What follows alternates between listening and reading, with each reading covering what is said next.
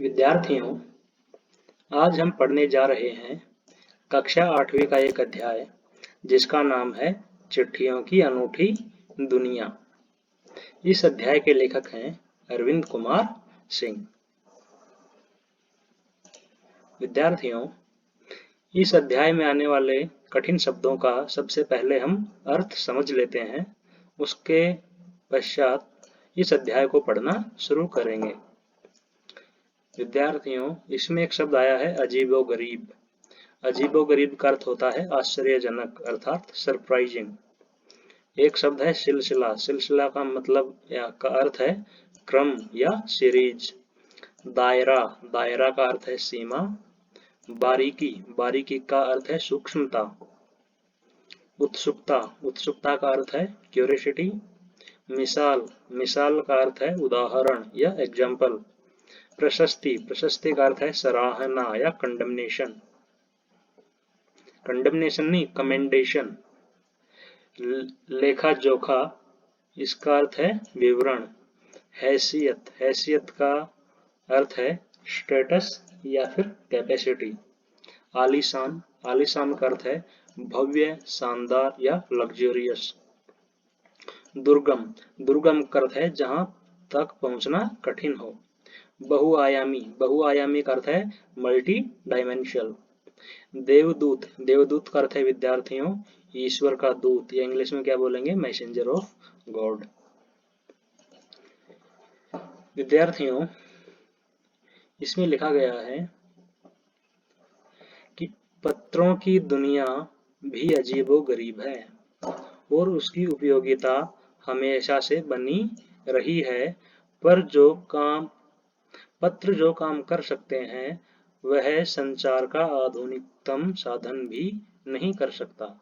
विद्यार्थियों, लेखक अरविंद कुमार सिंह ने कहा है कि पत्रों की जो दुनिया है बहुत ही आश्चर्यजनक है और इसकी उपयोगिता हमेशा से ही बनी रही है। पत्र जो काम में कर सकते हैं वो संचार के अर्थात जो कम्युनिकेशन है उसके आधुनिकतम साधन भी नहीं कर सकते। वो आगे लिखते हैं, पत्र जैसा संतोष फोन या एसएमएस का संदेश कहां दे सकता है। पत्र एक नया सिलसिला शुरू करते हैं और राजनीति, साहित्य, कला के क्षेत्रों में तमाम विवाद और नई घटनाओं की जड़ भी पत्र ही होते हैं। वो कहते हैं कि जो पत्र हैं उनके जैसा संतोष कोई भी फोन या एसएमएस का संदेश नहीं दे सकता। पत्र जो हैं वो एक नया सिलसिला, एक नई घटना या नया कर्म शुरू करते हैं, नया क्रम शुरू करते हैं, और जो राजनीति है, साहित्य है, कला है, उसके क्षेत्र में भी जो नई नई घटनाएं हैं या जो विवाद हैं उनके पीछे कौन होते हैं, पत्र ही होते हैं। दुनिया का तमाम साहित्य पत्रों पर केंद्रित है और मानव सभ्यता के विकास में इन पत्रों ने अनूठी भूमिका निभाई है। आगे वो कहते हैं कि दुनिया का जो तमाम साहित्य है वो किस पर केंद्रित है, साहित्य अर्थात जो लिटरेचर है वो किस पर केंद्रित है, पत्रों पर। और जो मानव सभ्यता है इसके विकास में जो पत्र हैं इन्होंने अनूठी यानी बहुत ही महत्वपूर्ण या यूनिक जो भूमिका है अर्थात इम्पोर्टेंट जो रोल है वो प्ले किया है। पत्रों का भाव सब एक जगह एक सा है। पत्रों का भाव सब जगह एक सा है, भले ही उसका नाम अलग अलग हो। यानी पत्र जो है उनका जो भाव है वो हर जगह एक जैसा होता है, चाहे उनके नाम अलग अलग क्यों न हो। जैसे वो कहते हैं, पत्र को उर्दू में कहा जाता है खत, संस्कृत में पत्र, कन्नड़ में कागद, तेलुगु में उत्तरम, जाबू और लेख, तमिल में कड़िद। आगे वो लिखते हैं, पत्र यादों को सहेज कर रखते हैं, इसमें किसी को कोई संदेह नहीं है। हर एक की अपनी पत्र लेखन कला है और हर एक के पत्रों का अपना दायरा। वो कहते हैं कि जो पत्र हैं उनको उर्दू भाषा में खत कहा जाता है, संस्कृत में पत्र कहते हैं, कन्नड़ में कागज और तेलुगु में उत्तरम, जाबू और लेख, तथा तमिल में क्या कहा जाता है, उनको तमिल में कहा जाता है कड़िद। वो कहते हैं जो पत्र हैं वो यादों को सहेज कर रखते हैं, इसमें किसी को कोई संदेह नहीं है कि हर एक की यानी सभी की अलग अलग की पत्र की जो लेखन कला है वो अलग अलग है और हर एक के पत्रों का अपना दायरा यानी सीमा जो है वो अलग अलग है। आगे वो कहते हैं, कि दुनिया भर में रोज करोड़ों पत्र एक दूसरे को तलाशते तमाम ठिकानों तक पहुंचते हैं। भारत में ही रोज 4.5 करोड़ चिट्ठियां डाक में डाली जाती हैं, जो साबित करती हैं कि पत्र कितनी अहमियत रखते हैं। वो क्या कहते हैं कि दुनिया में रोज करोड़ों पत्र एक दूसरे को तलाशते तमाम ठिकानों तक पहुंचते हैं, और भारत में रोज 4.5 करोड़ जो चिट्ठियां हैं वो डाक में यानी पोस्ट में डाली जाती हैं, जो साबित करती हैं कि जो पत्र हैं उनकी कितनी अहमियत है। अहमियत का अर्थ होता है विद्यार्थियों इम्पोर्टेंस। आगे कहते हैं कि पंडित नेहरू ने सन 1953 में सही ही कहा था, हजारों सालों तक संचार का साधन केवल हरकारे अर्थात रनर्स या फिर तेज घोड़े रहे हैं, उसके बाद पहिए आए। यानी वो अरविंद कुमार सिंह लिखते हैं कि पंडित जवाहरलाल नेहरू जो भारत के पहले प्रधानमंत्री थे, वो लिखते हैं या उन्होंने 1953 में कहा था कि हजारों साल तक यानी कई हजारों साल तक जो संचार का माध्यम है यानी कम्युनिकेशन का जो माध्यम था, एक जगह से दूसरे जगह संदेश पहुंचाने का जो साधन था, वो केवल कौन थे? हरकारे यानी रनर्स, जो दौड़ कर सके या जो लोग एक जगह से दूसरी जगह संदेश खुद लेकर जाएं, या फिर जो तेज घोड़े हैं वही क्या रहे हैं? संचार के साधन। और उसके बाद में क्या आ गए? पहिए आ गए। आगे वो लिखते हैं पर रेलवे और तार से भारी बदलाव आया। और वो कहते हैं जो रेलवे है, जो तार का सिस्टम है, उससे मैसेज भेजने का जो तंत्र था उसमें काफी बदलाव आ गया। तार ने रेलों से भी तेज गति से संवाद पहुंचाने का सिलसिला शुरू किया। अब टेलीफोन, वायरलेस और आगे रेडार दुनिया बदल रहा है। वो कहते हैं कि जो रेलवे है उससे भी ज्यादा तेज गति से तार ने संदेश पहुंचाए, और अब जो टेलीफोन है, वायरलेस है, रेडार है, ये सब दुनिया बदल रहे हैं, यानी इनसे जल्दी से मैसेज एक जगह से दूसरी जगह पहुंचाए जा रहे हैं। आगे वो लिखते हैं पिछली शताब्दी में पत्र लेखन ने एक कला का रूप ले लिया। डाक व्यवस्था के सुधार के साथ पत्रों को सही दिशा देने के लिए विशेष प्रयास किए गए। वो कहते हैं कि पिछली शताब्दी में जो पत्र लेखन है उसकी कला, पत्र लेखन ने एक कला का यानी एक आर्ट का रूप ले लिया, और डाक व्यवस्था के सुधार के साथ ही पत्रों को सही दिशा के लिए विशेष प्रयास भी किए गए। वो कहते हैं कि वो प्रयास कौन कौन से थे। आगे लिखते हैं पत्र संस्कृति विकसित करने के लिए स्कूली पाठ्यक्रमों में पत्र लेखन का विषय भी शामिल किया गया। भारत ही नहीं दुनिया के कई देशों में ये प्रयास चले। विश्व डाक संघ ने अपनी ओर से काफी प्रयास किए। वो कहते हैं कि जो पत्र संस्कृति है इसको विकसित करने के लिए क्या किया गया? स्कूली पाठ्यक्रम यानी स्कूल में जो पढ़ाई होती है उसके सिलेबस में पत्र लेखन यानी लेटर राइटिंग को शामिल कर लिया गया। और वो कहते हैं कि ये प्रयास केवल भारत में ही नहीं, दुनिया भर में ये प्रयास चले थे, और विश्व डाक संघ उसने भी अपनी ओर से काफी प्रयास किए थे। विश्व डाक संघ की ओर से 16 वर्ष से कम आयु के बच्चों के लिए पत्र लेखन प्रतियोगिताएं आयोजित करने का सिलसिला 1972 यानी 1972 से शुरू किया गया। वो कहते हैं कि जो विश्व डाक संघ है उसकी ओर से 16 वर्ष से कम आयु के जो भी बच्चे हैं उनमें जो पत्र लेखन कंपटीशन है, प्रतियोगिताएं हैं, उनके आयोजन करने का सिलसिला यानी क्रम कब शुरू हुआ? 1972 में। यह सही है कि खास तौर पर बड़े शहरों और महानगरों में संचार साधनों के तेज विकास और अन्य कारणों से पत्रों की आवाजाही प्रवाहित हुई है। और वो एक भी कहते हैं कि यह बात सही है कि जो बड़े शहर हैं, महानगर हैं, उनमें जो संचार के साधन है यानी कम्युनिकेशन की जो चीजें हैं उनका जो तेज विकास हुआ है, उस कारण से जो पत्रों की आवाजाही यानी पत्रों का आना जाना वो प्रभावित हुआ है यानी कम हुआ है। लेकिन आगे वो लिखते हैं पर देहाती दुनिया, देहाती का अर्थ है विद्यार्थियों जो ग्रामीण यानी रूरल एरियाज की, पर जो देहाती यानी रूरल एरियाज के जो लोग हैं आज भी चिट्ठियों से ही चल रही है। यानी जो रूरल दुनिया है, ग्रामीण जो दुनिया है, आज भी किसके सहारे से चल रही है? पत्रों के सहारे से। आगे वो कहते हैं फैक्स, ईमेल, टेलीफोन तथा मोबाइल ने चिट्ठियों की तेजी को रोका है, पर व्यापारिक डाक की संख्या लगातार बढ़ रही है। वो कहते हैं कि जो फैक्स आया है, ईमेल आई है, टेलीफोन आया है, इससे क्या हुआ है कि जो पत्र लेखन है उसने पत्र लेखन को इन फैक्स, ईमेल और टेलीफोन ने रोक दिया है, मोबाइल ने भी रोक दिया है, लेकिन जो व्यापारिक डाक है यानी जो बिजनेस रिलेटेड पोस्ट्स हैं उनकी जो संख्या है वो लगातार बढ़ती ही जा रही है।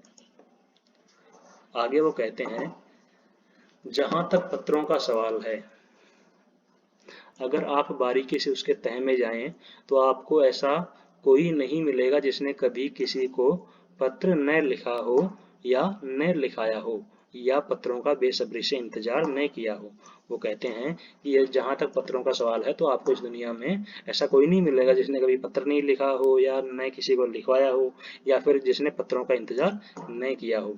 हमारे सैनिक तो पत्रों का जिसका इंतजार करते हैं उसकी कोई मिसाल ही नहीं है, यानी हमारे जो सैनिक हैं वो पत्रों का इंतजार करते रहते हैं और इनके इंतजार की कोई मिसाल यानी कोई उदाहरण, मिसाल का अर्थ क्या होता है विद्यार्थियों, उदाहरण, की उनका कोई भी उदाहरण ही नहीं है। वो कहते हैं, एक दौर था जब लोग पत्रों का महीनों इंतजार करते थे, पर अब वह बात नहीं है। परिवहन साधनों के विकास ने दूरी बहुत घटा दी है। वो कहते हैं कि एक दौर यानी एक समय ऐसा था, एक दौर यानी एक समय ऐसा था जब लोग पत्रों का इंतजार महीनों तक करते थे, लेकिन अब वह बात नहीं है, यानी अब वो बात नहीं रही। परिवहन के जो साधन आए हैं यानी जो ट्रांसपोर्ट सिस्टम जो है वो विकसित हुआ है, तब से ये जो दूरी है वो बहुत घट गई है। पहले लोगों के लिए संचार का इकलौता साधन चिट्ठी ही था, पर आज और भी साधन विकसित हो चुके हैं। वो कहते हैं कि जो पहले जो संचार का साधन था यानी कम्युनिकेशन का जो साधन था, जो लोग एक दूसरे तक मैसेज पहुंचाते थे, उनका जो इकलौता साधन था वो क्या था, चिट्ठी। और आज क्या हुआ है, संचार के और भी बहुत सारे साधन विकसित हो गए हैं, जैसे फैक्स है, ईमेल है, टेलीफोन है, मोबाइल है। आगे वो कहते हैं, आज देश में ऐसे लोगों की कमी नहीं है जो अपने पुरखों की चिट्ठियों को सहेजकर और संजोकर विरासत के रूप में रखे हुए हों, या फिर बड़े बड़े लेखक, पत्रकारों, उद्यमी, कवि, प्रशासक, सन्यासी या किसान, इनकी पत्र रचनाएं अपने आप में अनुसंधान का विषय हैं। वो क्या कहते हैं कि आज देश में ऐसे लोगों की कमी नहीं है जो अपने पुरखों की चिट्ठियों को सहेज और संजोकर विरासत के रूप में रखते हैं, कि जो बड़े बड़े लेखक हैं, पत्रकार हैं, उद्यमी हैं, कवि हैं, प्रकाशक हैं, सन्यासी हैं या किसान हैं, इनकी जो पत्र रचनाएं हैं वो अपने आप में अनुसंधान का विषय है, यानी उन पर क्या होता है, रिसर्च होता है। जो भी बड़े लोग हैं जिन्होंने पत्र लिखे थे पहले, उन पर आज के समय क्या होता है, उन पे रिसर्च किया जाता है। अगर आज जैसे संचार साधन होते तो पंडित नेहरू अपनी पुत्री इंदिरा गांधी को फोन करते, पर तब पिता के पत्र पुत्री के नाम नहीं लिखे जाते तो देश के करोड़ों लोगों को प्रेरणा देते। वो क्या कहते हैं कि अगर आज के समय संचार के साधन होते, यानी आज जैसे संचार के साधन होते, तो जो पंडित नेहरू हैं वो अपनी पुत्री इंदिरा गांधी को फोन करते, तब पिता के पत्र पुत्री के नाम नहीं लिखे जाते जो देश के करोड़ों लोगों को प्रेरणा देते। अर्थात जो आज के संचार के साधन हैं, यानी जैसे टेलीफोन हो गया, ईमेल हो गया, अगर ये सब आज के जो संचार के साधन हैं वो पहले होते तो पंडित नेहरू अपनी पुत्री इंदिरा गांधी को फोन करते और जो लेटर हैं वो नहीं लिख पाते, और जब वो लेटर नहीं लिख पाते तो क्या होता कि जो उन पत्रों से, उन लेटर्स से जो करोड़ों लोगों को प्रेरणा देते थे वो प्रेरणा नहीं मिल पाती। आगे वो कहते हैं कि पत्रों को तो आप सहेज कर रख लेते हैं, पर एसएमएस संदेशों को आप जल्दी भूल जाते हैं। कितने संदेशों को आप सहेज कर रख सकते हैं। तमाम महान हस्तियों की तो सबसे बड़ी यादगार या धरोहर उनके द्वारा लिखे गए पत्र ही हैं। वो कहते हैं कि पत्रों को आप सहेज कर, उनको संभाल कर रख सकते हैं, लेकिन एसएमएस के संदेशों को आप जल्दी भूल जाते हैं। आप ऐसे संदेशों को संभाल कर नहीं रख सकते। कि तमाम जो महान हस्तियां हैं उनकी जो सबसे बड़ी यादगार या फिर उनकी जो धरोहर है वो क्या है, उनके लिखे गए पत्र। वो आगे लिखते हैं, भारत में इस श्रेणी में राष्ट्रपिता महात्मा गांधी को सबसे आगे रखा जा सकता है, और इन जो महान लोग हैं इनकी श्रेणी में महात्मा गांधी को सबसे आगे रखा जा सकता है। दुनिया के तमाम संग्रहालय जानी मानी हस्तियों के पत्रों का अनूठा संकलन भी है। कि दुनिया के जो तमाम संग्रहालय हैं उनमें जानी मानी हस्तियां, जो फेमस जो पर्सनैलिटीज हैं, उनके पत्रों का वो संकलन भी उन्होंने कर रखा है। तमाम पत्र देश काल समाज को जानने का असली पैमाना है। वो कहते हैं जो तमाम पत्र हैं वो देश काल और समाज को जानने का क्या है असली पैमाना। आगे वो कहते हैं, भारत में आजादी के पहले महासंग्राम के दिनों में जो कुछ अंग्रेज अफसरों ने अपने परिवारजनों को पत्र में लिखे, वे आगे चलकर बहुत महत्व की पुस्तक तक बन गए। इन पत्रों ने साबित किया कि यह संग्राम कितनी जमीनी मजबूती लिए हुए था। आगे वो क्या कहते हैं कि जो भारत की आजादी का पहला संग्राम था, महासंग्राम कौन सा था, 1857, 1857 की क्रांति, कि उसमें जो कुछ अंग्रेज अफसर थे उन्होंने अपने परिवारजनों को पत्र लिखा। उन पत्रों में उन्होंने ये लिखा है कि जो ये आंदोलन था वो कितनी जमीनी मजबूती लिए हुए था। यानी ये बात किससे पता चलती है, उनके अपने परिवार को लिखे गए पत्रों से। आगे वो कहते हैं, महात्मा गांधी के पास दुनिया भर से तमाम पत्र केवल महात्मा गांधी इंडिया लिखे आते थे। वे जहां भी रहते थे वहां तक पहुंच जाते थे। आजादी के समय आंदोलन की कई अन्य दिग्गज हस्तियों के साथ भी ऐसा ही था। और वो क्या कहते हैं कि जो महात्मा गांधी हैं उनके पास दुनिया भर से जो पत्र आते थे वो सिर्फ किस नाम से आते थे, महात्मा गांधी इंडिया। और वे जहां भी रहते वहां पर वो पत्र पहुंच जाया करते थे। और जो आजादी के बहुत सारे जो लीडर हैं, दिग्गज हस्तियां हैं, उनके साथ भी ऐसा ही था। विद्यार्थियों, आगे अरविंद कुमार सिंह लिखते हैं, गांधी जी के पास देश दुनिया से बड़ी संख्या में पत्र पहुंचते थे, पर पत्रों का जवाब देने के मामले में उनका कोई जोड़ नहीं था। कहा जाता है कि जैसे ही उन्हें पत्र मिलता था वे तुरंत उसका जवाब लिख देते थे। जो गांधी जी हैं उनके पास दुनिया से, यानी न केवल भारत से बल्कि विदेशों से जो पत्र आते थे, उन पत्रों का जवाब देने के मामले में उनका कोई जोड़ नहीं था। यानी वो उन पत्रों का जवाब, जैसे ही पत्र मिलते उन पत्रों का जवाब वो तुरंत लिख दिया करते थे। ज्यादातर पत्रों का जवाब अपने हाथों से देते थे। जब लिखते लिखते उनका दाहिना हाथ दर्द करने लगता तो वे बाएं हाथ से लिखने में जुट जाते थे। यानी महात्मा गांधी सभी पत्रों का जवाब खुद लिखते थे। जब उनका एक हाथ दर्द करता तो अपने वो दूसरे हाथ से पत्र लिखने लगते थे। महात्मा गांधी ही नहीं, आंदोलन के तमाम नायकों के पत्र गांव-गांव में मिल जाते हैं। पत्र भेजने वाले लोग उन पत्रों को किसी प्रशस्ति से कम नहीं मानते। कई लोगों ने तो उन पत्रों को फ्रेम कराकर रख लिया है। यह है पत्रों का जादू। यही नहीं, पत्रों के आधार पर ही कई भाषाओं में जाने कितनी किताबें लिखी जा चुकी हैं। यानी वो क्या कहते हैं कि जो महात्मा गांधी हैं, महात्मा गांधी ही नहीं बल्कि जो आंदोलन के तमाम जो नायक हैं उनके पत्र गांव-गांव में मिल जाते हैं। और लोगों ने क्या किया है, भेजने वाले लोगों ने उन पत्रों को किसी प्रशस्ति पत्र की तरह क्या कर लिया है, फ्रेम करवाकर रख लिया है। अरविंद कुमार सिंह लिखते हैं कि ये है पत्रों का जादू। यानी जो पत्र हैं उनका जादू ये है। ये चीजें कभी भी एसएमएस के साथ में, टेलीफोन के साथ में, उनके साथ में संभव नहीं है। और वो कहते हैं कि इन्हीं पत्रों के आधार पर कई भाषाओं में किताबें भी लिखी जा चुकी हैं। वास्तव में पत्र किसी दस्तावेज से कम नहीं है। पंत के 200 पत्र बच्चन के नाम और निराला के पत्र हमको लिखो है कहा तथा पत्रों के आईने में दयानंद सरस्वती समेत कई पुस्तकें आपको मिल जाएंगी। यानी वो क्या कहते हैं कि जो पत्र हैं वो किसी दस्तावेज से, किसी डॉक्यूमेंट से कम नहीं है। वो कहते हैं कि जो पंत के 200 पत्र बच्चन के नाम और निराला के पत्र हम क्यों लिखे है कहा, और तथा पत्रों के जो आईने में दयानंद सरस्वती हैं, ये जो कई पुस्तकें हैं वो आपको कहीं भी मिल सकती हैं। जो किन पर लिखी गई हैं, इनके लिखे गए पत्रों पर। कहा जाता है कि प्रेमचंद खास तौर पर नए लेखकों को बहुत प्रेरक जवाब देते थे तथा पत्रों के जवाब में वे बहुत मुस्तैद रहते थे। यानी जो मुंशी प्रेमचंद हैं वो जो नए लेखक थे उनको जवाब दिया करते थे, तो जवाब कैसा होता था उनका, बहुत ही प्रेरक, यानी इंस्पिरेशन देने वाला। कि जब वो पत्र लिखते तो वो पत्रों के जवाब में बहुत ही मुस्तैद थे। यानी हर पत्रों का जवाब वो दिया करते थे। इसी प्रकार जो नेहरू हैं, गांधी हैं, उनके लिखे गए पत्र, किनको लिखे गए पत्र, रविंद्रनाथ टैगोर। इसी प्रकार नेहरू गांधी के लिखे गए रविंद्रनाथ टैगोर के पत्र भी बहुत प्रेरक है। प्रेरक अर्थात इंस्पिरेशन देने वाले। महात्मा और कवि के नाम से महात्मा गांधी और रविंद्रनाथ टैगोर के बीच सन 1915 से 1941 के बीच समाचार पत्र का संग्रह प्रकाशित हुआ। वो आगे लिखते हैं कि महात्मा गांधी और कवि के नाम से महात्मा गांधी अर्थात महात्मा और कवि के नाम से महात्मा गांधी और रविंद्रनाथ टैगोर के बीच 1915 से 1941 के बीच में जो पत्राचार हुआ उसका संग्रह भी प्रकाशित हो चुका है।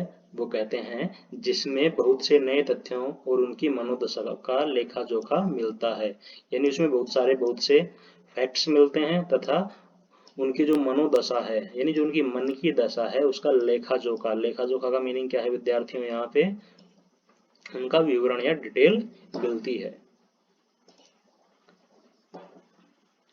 आगे अरविंद कुमार सिंह ने लिखा है विद्यार्थियों कि जो पत्र व्यवहार की परंपरा भारत में बहुत पुरानी है, इसका असली विकास आजादी के बाद ही हुआ है। वो कहते हैं जो पत्र लेखन की परंपरा है भारत में बहुत पुरानी है और इसका जो असली विकास है वो कब हुआ है, आजादी के बाद। ये तमाम सरकारी विभागों की तुलना में सबसे ज्यादा गुडविल डाक विभाग की ही है, यानी जो तमाम सरकारी विभाग हैं उनके बारे में जो राय है उन सब में सबसे अच्छी राय किसके बारे में है, डाक विभाग के बारे में। इसकी एक खास वजह यह है कि यह लोगों को जोड़ने का कार्य या काम करता है और इस लोगों के मन में जो डाक विभाग है उसकी एक अच्छी छवि है या एक अच्छी इमेज है। इसका जो सबसे बड़ी वजह है वो क्या है कि डाक विभाग जो है वो लोगों को जोड़ने का कार्य करता है या काम कर रहा है। घर घर तक इसकी पहुंच है और इसकी पहुंच कहाँ तक है, घर घर तक, यानी सभी घर, भारत में जितने भी घर हैं उन सभी घरों तक इसकी पहुंच है। आगे वो लिखते हैं संचार के तमाम उन्नत साधनों के बाद भी चिट्ठी पत्री की हैसियत बरकरार है, यानी जो संचार के आज तमाम उन्नत साधन जो बन गए हैं, संचार का मीनिंग क्या है विद्यार्थियों, कम्युनिकेशन के, जैसे टेलीफोन हो गया, फैक्स हो गया, ईमेल है, कि इन सब साधनों के विकास के बावजूद जो पत्र लेखन है यानी जो चिट्ठी पत्री है उनकी हैसियत, उनका इम्पोर्टेंस, उनका स्टेटस आज भी बरकरार है, यानी आज भी यूं का यूं है। शहरी इलाकों में आलीशान हवेलियां, यानी जो बड़ी बड़ी हवेलियां हैं, जो शहरी इलाकों में बड़ी बड़ी हवेलियां, बड़ी बड़ी कोठियां हैं, चाहे तो वो बड़ी हवेलियां या कोठियां हों या फिर झोपड़पट्टियों में रहने वाले लोग हों या फिर दुर्गम यानी जहां पहुंचना कठिन हो, ऐसे जंगलों में रहने वाले, जंगलों से घिरे हुए गांव हो या फिर जहां पर बर्फबारी हो, इन बर्फबारी के बीच रह रहे पहाड़ों के लोग हों, समुद्र तट पर रह रहे मछुआरे हों या फिर रेगिस्तान की ढाणियों का अर्थ क्या है विद्यार्थियों, जहाँ पे छोटे छोटे समूह में लोग रहें, ढाणियों में रह रहे लोग आज भी खतों का ही सबसे अधिक बेसब्री से इंतजार करते हैं। विद्यार्थियों वो क्या लिखते हैं कि चाहे शहर की बड़ी बड़ी कोठियां, आलीशान हवेलियां हों, झोपड़पट्टी में रहने वाले लोग हों या दुर्गम जंगलों, दुर्गम का मीनिंग क्या है विद्यार्थियों, जहां तक पहुंचना कठिन हो, दुर्गम जंगलों से घिरे हुए गांव हो, जहां पे बर्फबारी हो यानी जहां पे काफी बर्फ पड़ती है, या फिर पहाड़ों पर रह रहे लोग हों, समुद्र तट पर रह रहे मछुआरे हों या फिर रेगिस्तान की जो ढाणियां हैं उनमें रह रहे लोग हों, आज भी खतों का सबसे अधिक बेसब्री से इंतजार करते हैं। एक दो नहीं करोड़ों लोग खतों और अन्य सेवाओं के लिए रोज भारतीय डाकघरों के दरवाजे तक पहुंचते हैं। वो कहते हैं कि कोई एक दो लोग नहीं बल्कि करोड़ों लोग हैं वो रोज खतों या अन्य सेवाओं के लिए कहाँ पहुंचते हैं, रोजाना भारतीय डाकघर यानी इंडियन पोस्ट डिपार्टमेंट है उसके पोस्ट ऑफिस पर के दरवाजों तक पहुंचते हैं, यानी पोस्ट ऑफिस में अपने काम के लिए जाते हैं। वो कहते हैं इसकी बहुआयामी का विद्यार्थियों क्या अर्थ है, मल्टी डायमेंशनल, यानी इसकी जो बहुआयामी भूमिका है, इसकी मल्टी डायमेंशनल जो भूमिका है, रोल है, वो नजर आ रही है। वो कहते हैं कि दूर देहात में लाखों गरीब घरों में चूल्हे मनी ऑर्डर की अर्थव्यवस्था से ही जलते हैं। विद्यार्थियों वो कहते हैं कि जो दूर देहात है यानी जो गांवों का इलाका है उसमें जो लाखों गरीब लोग हैं उनके जो चूल्हे हैं यानी वहां पे जो खाना पकता है वो किस की वजह से पकता है, मनी ऑर्डर की वजह से। मनी ऑर्डर क्या है विद्यार्थियों, जैसे एक परिवार में कोई काम करने वाला है और वो अपने घर पे पैसे भेजेगा तो पुराने समय में पैसे किससे भेजते थे, मनी ऑर्डर से यानी डाक विभाग से। कि जो दूर देहात है यानी जो दूर जो ग्रामीण इलाके हैं उनमें जो लोगों के घरों के चूल्हे हैं वो किससे जलते हैं? मनी ऑर्डर से। आगे वो लिखते हैं, गांवों या गरीब बस्तियों में चिट्ठी या मनी ऑर्डर लेकर पहुंचने वाला डाकिया देवदूत के रूप में देखा जाता है। आगे वो क्या लिखते हैं कि जो गांव हैं या गरीब जो बस्तियां हैं उनमें चिट्ठी यानी जो लेटर या फिर मनी ऑर्डर यानी पैसे का जो ऑर्डर है वो लेकर पहुंचने वाला जो डाकिया है उसे लोग किसकी नजरों से देखते हैं? देवदूत। देवदूत का अर्थ क्या होता है विद्यार्थियों? देवदूत का अर्थ होता है मैसेंजर ऑफ गॉड या फिर ईश्वर का दूत यानी जो भगवान का दूत हो। कि जो डाकिया है उसको लोग भगवान के दूत की नजर से देखते हैं। और इस अध्याय के लेखक कौन है विद्यार्थियों? अरविंद कुमार सिंह।